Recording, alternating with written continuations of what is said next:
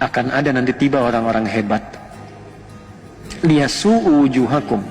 Orang hebat ini akan ada 3 periode, 3 fase. 1, golongan-golongan hamba Allah yang mempermalukan mereka untuk memberikan kesan kepada dunia, ini nggak sehebat seperti yang kita kira kok.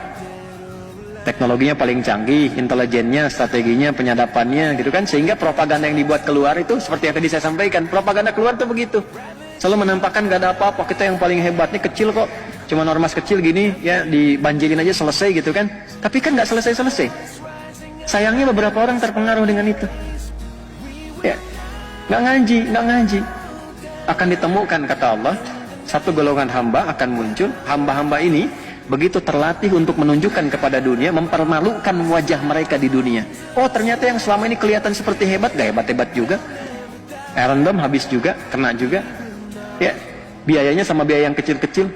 Oh, ternyata yang selama ini strateginya, kemudian intelijennya, kemudian juga ya penyadapannya macam-macam itu begitu canggih. Ya ternyata intercept juga, kena juga. Selesai juga. Dan itu hanya dilakukan oleh kelompok-kelompok yang disebut kecil.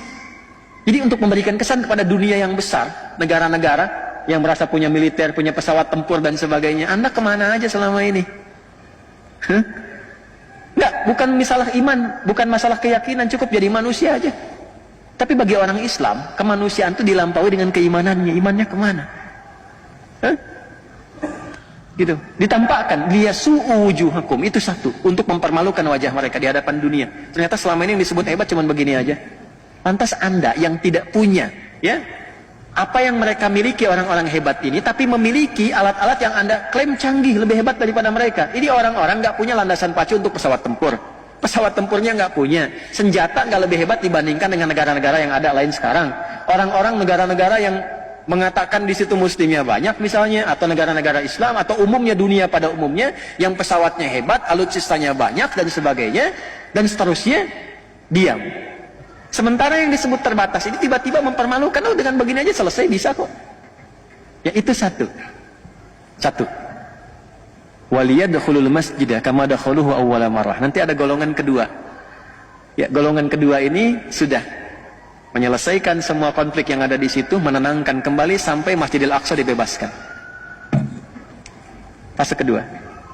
Fase ketiga, ini saya baru memahami ayat ini dan hadis Nabi.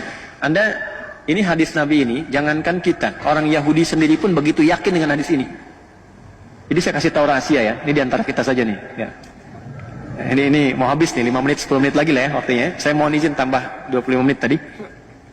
Gak apa-apa ya, 15 menit tadi tambah. Ya sini. Jadi Yahudi itu yang nggak diterima, yang nggak mereka terima, Nabi Muhammad sebagai Nabi. Tuntunannya masih diterima. Yang nggak diterima itu cuman kenapa Nabinya Muhammad gitu. Itu aja. Kalau nabinya bukan Muhammad, dari jawab mereka akan diterima. Cuma tapi tuntunannya diterima. Makanya oleh mereka Quran diriset. Makanya oleh mereka hadis diriset. Dan mereka yakin dengan itu. Salah satu yang diyakini apa? Nabi kan pernah menyampaikan di puncak nanti bagian ketiga itu, fase ketiga, waliyutabbiru ma'alau tatbira, menghabiskan semua tanpa kecuali, habis, selesai. Allah menyampaikan demikian. Ya, ada mereka berlindung di pohon-pohon yang diberi nama dengan korkot. Korkot itu yang mengatakan nanti Yahudi ada di sini, Yahudi ada di sini. Pernah dengar hadisnya? Itu saking yakinnya, dibanyakin ditanam pohon korkot sekarang. Saya pernah ke Amerika Desember yang lalu saya mampir ke Washington DC. Nanti kalau ada rezeki main ke Amerika ke sana ya, ke DC. Washington maksudnya, lampu merah sana dikit tuh. Itu ada Masjid Indonesia wakaf di zaman PSBY dulu ya.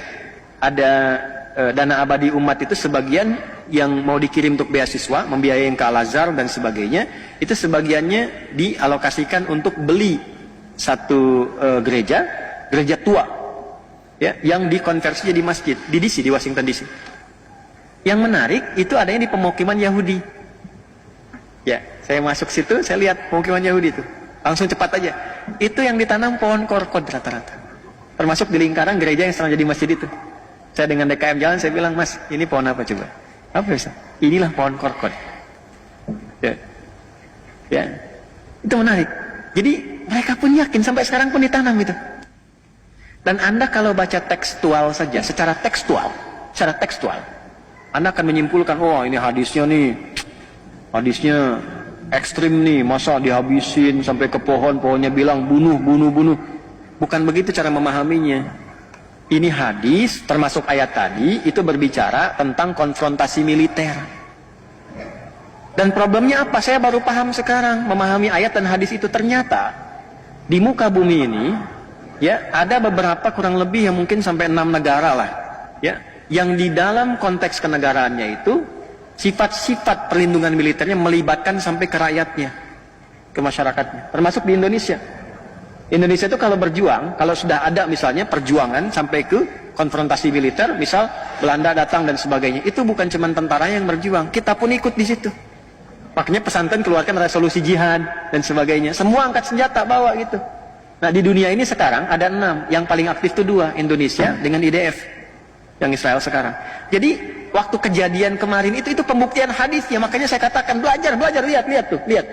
Bukan ingin belajar Hamas, ini bukan. Coba peristiwa itu cek kembali, mengkonfirmasi benar nggak yang di Quran, benar nggak yang di hadis. Itu kan masyarakat dikasih senjata, teman-teman. Masyarakat dikasih senjata, di video banyak di YouTube, cek.